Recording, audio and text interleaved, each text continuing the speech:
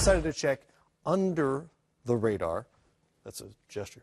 Under the radar. I like how you did that. It was real smooth. To see what teams interest our guys. Eastern Conference, Brendan.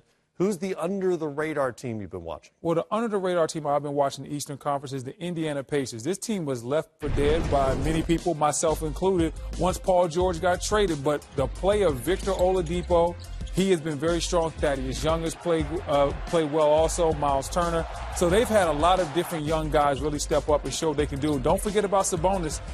He was like a throw-in in this trade. He was averaging about, I think, 12 and 9 as well. He's helped this team started out averaging a double-double at the beginning of the season. The biggest thing about this Pacer team that most people don't realize is they can really score the ball. Average around 108 points per game. I think that's about fifth to sixth best in the NBA, and that's why this team has been able to get out to such a good start.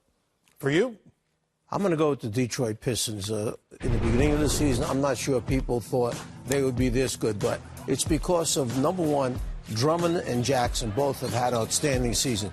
2 seasons back when they fought the Cleveland Cavaliers tooth and nail, it was a sweep, but it was a real close sweep, okay, for the Cavaliers. Then they went out and they added, in the trade that they did, because Boston spent the money to bring Gordon Hayward in, they had to get rid of somebody. They got rid of Avery Bradley. What a great pickup. Huge. One of the best two-way guards you're going to find in the league, because not only will he fight you at the defensive end of the floor, but he can knock down shots for them at the other end.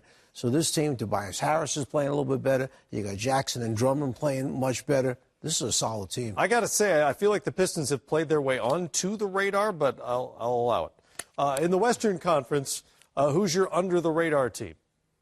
Can I take the Utah Jazz? Sure. Why not? Well, they lost 2 very, very important pieces. Hayward goes and signs with Boston, and then they lose George Hill. So what do? They get Rubio back.